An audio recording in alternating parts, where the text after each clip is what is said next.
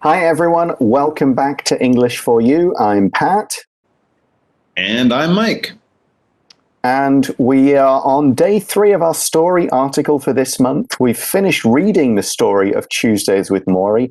So today we're going to discuss some ideas to remind you of what's been happening.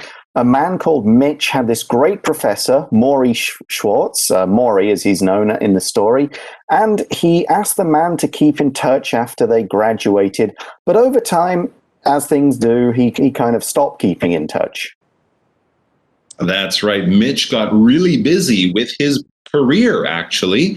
But later he decided, after seeing Maury on TV and I think finding out that he might be sick as well, Mitch decides to reach out and get back in touch with his old professor. So yeah, Maury is sick. He has a very serious disease, ALS. Guys might remember that ice bucket challenge from a few years ago. That was to raise money for this very serious, terrible disease. And it is also a disease that makes your body weaker. So his teacher, Maury, couldn't travel. So Mitch decided to go and see him to try to get back in touch and, build their relationship back up again. So they spend a few good hours chatting. And Maury decides that he wants to do more of this while he still has the strength before the disease takes him away too much. That's right. So Mitch comes to visit him every Tuesday. They have long talks and kind of really talk about Mitch's life. And Maury, still in his kind of professor mode, teaches Mitch some useful life lessons. Because Mitch has been very ambitious and has concentrated on his career and making money, but it's not making him happy. Maury says that he should motivate himself by doing good, being happy, kind of really living his life and bringing joy and all of those kinds of things. Exactly right. So as they're doing this, Mitch has the great idea of taking these lessons, taking this advice from this wise professor and turning it into a book. He thinks, hey, it helped me in my life become a happier, better person, to focus my time better, make my life better. Other people could use this advice. It could help them in their lives too. And Maury, being the university professor, calls it their final thesis, their final sort of big homework project as a university professor would do with the students. But of course, since Maury is dying, that's why it's their final thesis. Yeah, Maury does pass away at the end of the story, but Mitch will always remember the lessons he learned. And there are some lessons we can learn as well, and it's that kind of thing we're going to look at in today's article. Let's read through. Reading. Tuesdays with Maury. Tuesdays with Maury is a touching true story with significant lessons about life and death. One of the most important themes in the book is happiness. For much of the story, Mitch focuses on material goals like money and status. However, he isn't happy, and he barely has time for the people in his life. Maury, on the other hand, is a free spirit. We see this in his love of dance. Even in his 60s, he practices dancing at his college campus, though he is the eldest dancer there. Death is another important topic.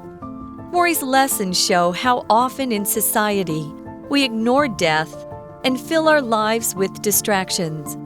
Maury doesn't do this. He permits himself to think about death and often asks if he is ready to die. Those who can do this will fully appreciate each day they have. Tuesdays with Maury teaches us just that. Happiness isn't something we need to achieve in life. It is always within reach. So day 3 starts by saying Tuesdays with Maury is a touching, true story with significant lessons about life and death. So yeah, this really happened. This isn't just a guy making up a story. This is a true story. There was a Maury Schwartz. There was this guy Mitch Maybe he added or take away a few things from the book just to make it more readable, but it really happened. All these events are true, and they teach us some significant lessons.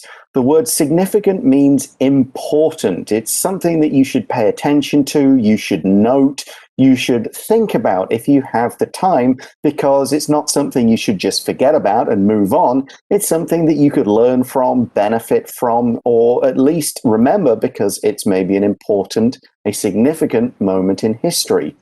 An example sentence would be, the museum is filled with many significant works of art. If they're significant, that means they're important to a culture. They say something about the times when they were made, about the artist techniques, the lives of the artists and the lives of the people at that time. Maybe they changed the way people thought about art. Because of that, they are significant. Exactly. And our article today is going to be about a few of those significant lessons, those important lessons, or that very valuable and useful wisdom that comes from the book that Mitch got from Maury. And next we read about the first of those. One of the most important themes in the book is happiness. Okay. Yeah, they talked about, the happiness that Mitch didn't feel that he had. He was very rich or very successful in his career, making a lot of money, but he wasn't happy. And of course, that is an important theme. A theme is a basic idea, an important, big idea, but a central idea to something. And often in works of art, there might be a theme going through it. They have entertainment, they have characters, they have interesting situations. But, at the end of the movie, this is sort of like the lesson or the advice you might get from the movie. Happiness is important. Lying and being selfish is going to do bad things in your life, right? And we can explore this theme or explain this theme in many different ways, but it's basically the general idea behind something like a work of art or a piece of advice or something. So it's all about happiness, and we see for much of the story, Mitch focuses on material goals like money and status. So material as a noun just means the things that stuff is made of, wood and cotton and so on. And a material goal would relate to physical things. It relates to kind of things that you could have, money, a big house, a fast car. These are material things, whereas the opposite would be, happiness, love, hope, those things that are more to do with the spirit, with emotions, and with your brain, rather than just, I've got a lot of stuff that makes me happy. So, for example, Sylvia spends all her money shopping and is only focused on her material comforts. That means she just wants to feel good, to have nice things, and she thinks that these possessions make her happy, having these nice things, rather than her relationships, her personal stuff with people. Has she achieved what she wants to achieve with her life? That she's not so bothered about that. She just wants stuff, really. And that's connected to the idea of status. That's right. So she might have a comfortable life and she might look successful, but how is she on the inside? How happy is she really? How much love does she really have in her life? Well, we don't know, but all of those fancy things she has might give her status. And what is status? It's basically your position in an organization. When we talk about status in life, or status, we can pronounce it in both ways. That's fine. We kind of talk about, what society thinks or what other people around you, strangers, might think when they look at you or when they hear your name or hear about your job. If you're a doctor, that might give you higher status. If you travel first class all the time and stay at the best hotels, you might feel that that gives you a higher status than other people. And other people might look at you as being a higher status person. When we talk about VIPs, those are higher status people. They get special treatment and get the best things in life. And of course, in most countries, the president or the king or the queen, they would probably be the highest status in that society, the highest position in that society. But as we mentioned, and as Mitch and Maury talk about, being rich, being successful, having a lot of material goods and high status it doesn't always mean you're a happy person. Exactly, as the article says in the next sentence. However, he isn't happy. Mitch isn't happy, and he barely has time for the people in his life. Barely means only a small amount. It's very close to not at all. Okay, it's not that he has zero time, but he doesn't have much time at all. He sees people maybe an hour or less a week. He doesn't see his family at night. He doesn't see his friends at the weekend. So we can use barely as well, like this. I woke up late, so I have barely enough time to get to school before the bell rings. There's only just enough. I can't waste a minute or I'll be late. I've just about got enough time if I hurry.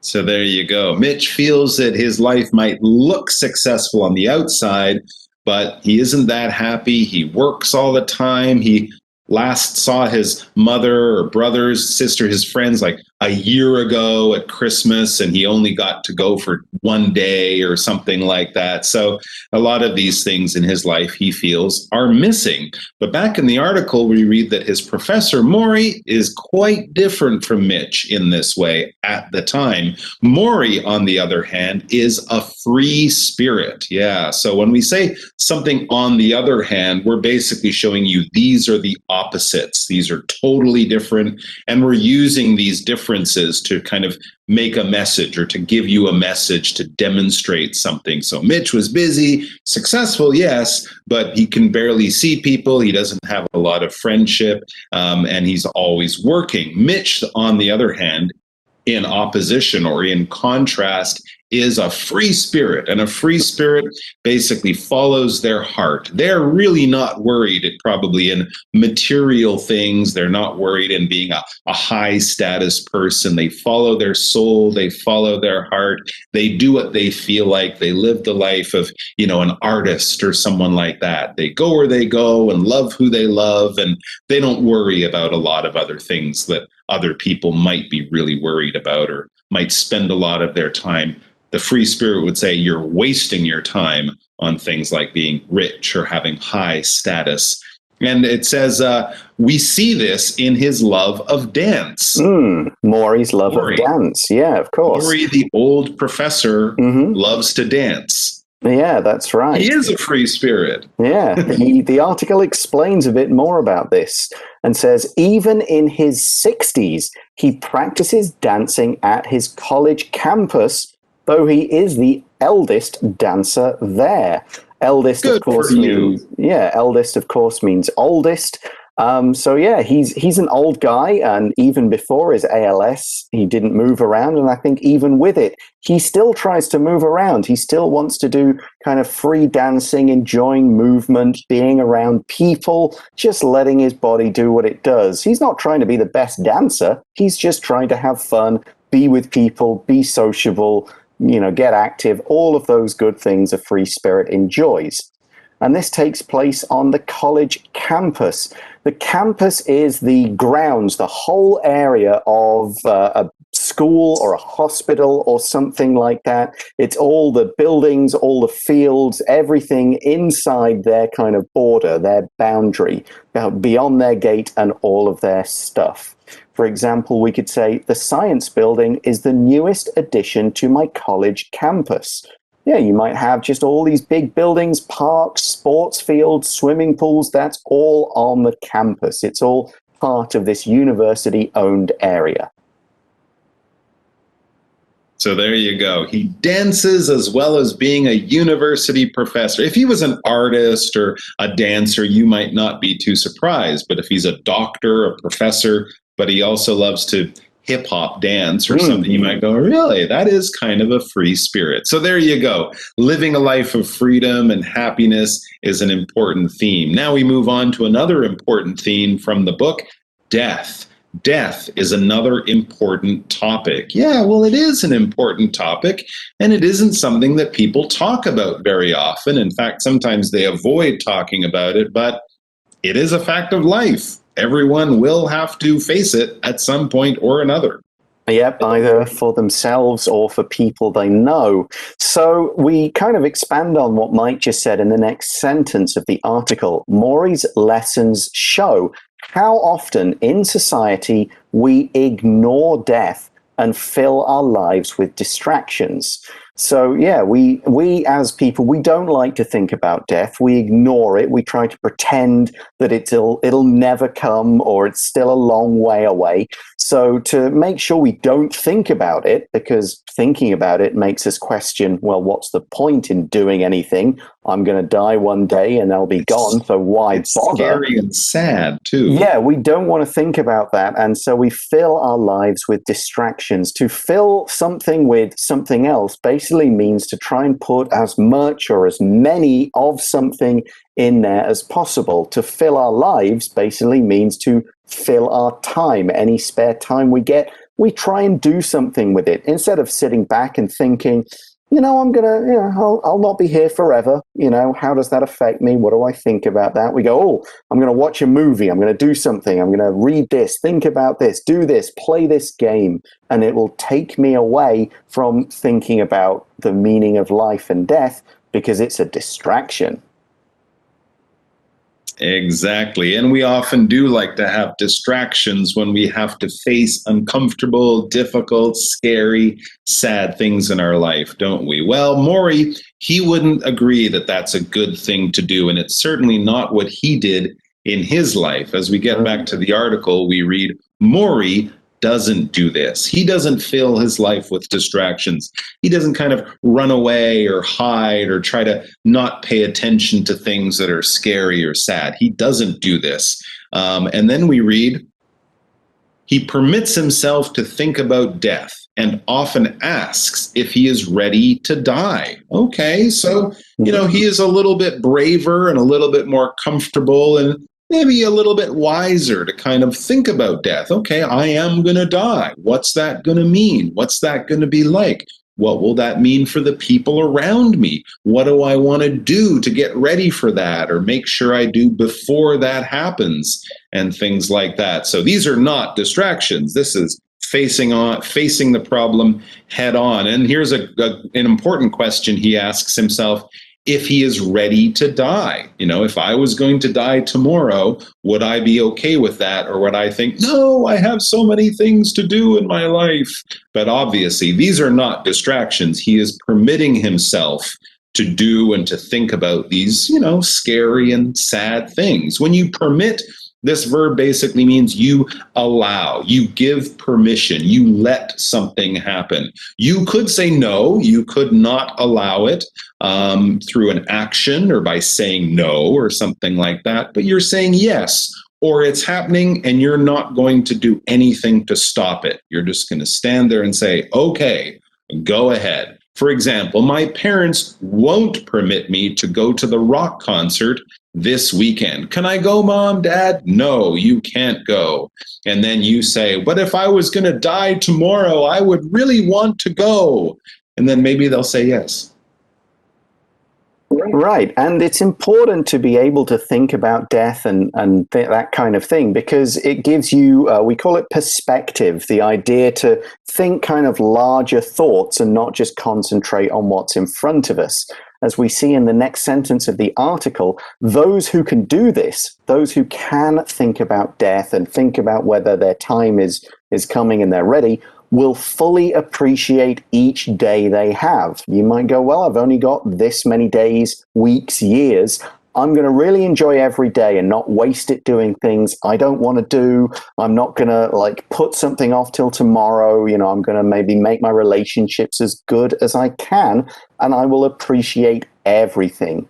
If you appreciate something, you are grateful for it. To use a word from yesterday's article, you are thankful for it. You look at its good effects, its good points, and you see how it has helped you in your life rather than saying, it's not good enough.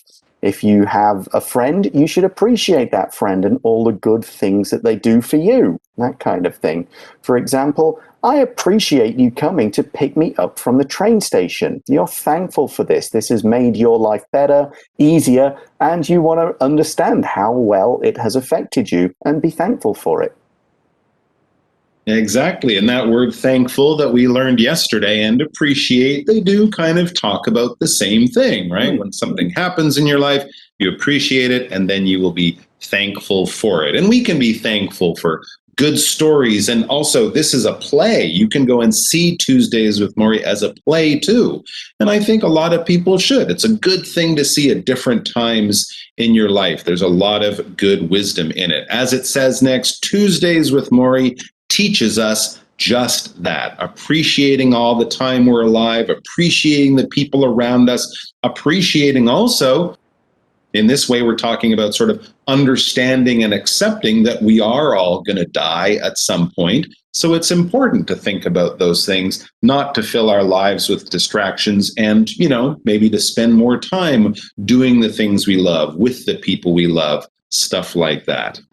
Yep, and that really concludes in our final sentence. We say that happiness isn't something we need to achieve in life. It is always within reach. So what this means is happiness isn't like a goal. It's not something we should have to work for. We do this and this and this and get this, and then we're happy. No, that's not the right idea.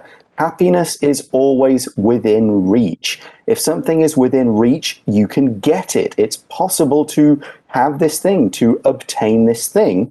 And what this sentence is saying is it's easy to be happy. Look at the people around you. Look at the things you already have in your life.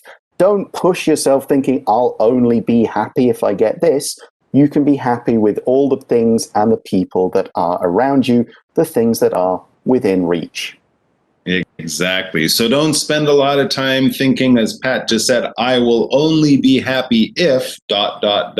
Spend more time thinking, I am happy because ... Something like that. And with that lesson, we've come to the end of our article. So let's go to today's For You Chat question. For You Chat. So today's question is a pretty big one. Some people sometimes say that death is a part of life. What do you think about this saying? Well, yeah, death is a part of life. It's kind of the end of life, I think, pretty much exactly.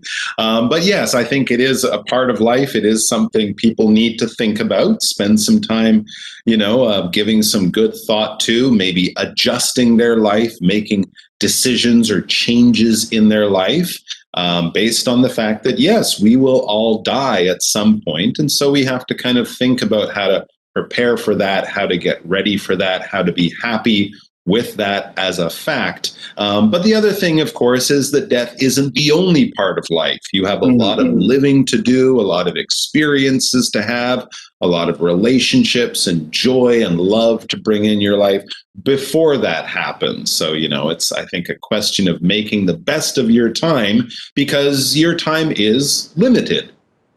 Yeah, I would say it's something you should not be scared of. But just, something to accept that it will happen, and not just to you, but to, unfortunately, people around you. So you kind of have to, I think that happens as you get older. And people in your life or you've known aren't there anymore, you sort of learn to be at peace with it in many of the circumstances as best you can. It's not always easy. But it is part of life. There's no denying that. But that's where we're going to leave you for today. We're out of time. Thanks for watching. For English for You, I'm Pat. I'm Mike. And we'll talk to you again soon. Bye-bye. Take care. Vocabulary Review. Significant. The government made a significant change to the law by allowing people who are 18 to vote. Material. Some people say that Bob is very sad as he only likes material things like money. Barely. The poor man barely has enough money to buy 3 meals a day. Campus. This university is known for having a very beautiful campus with many trees and open green spaces. Permit. Ryan's mom only permits him to go to bed late on weekends. Appreciate. It's important to appreciate the support your family gives you. 智慧小补帖 Theme. Status. Distraction.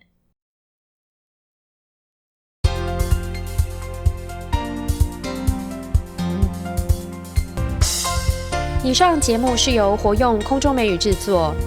活用空中美语杂志，请洽询全国各大书店。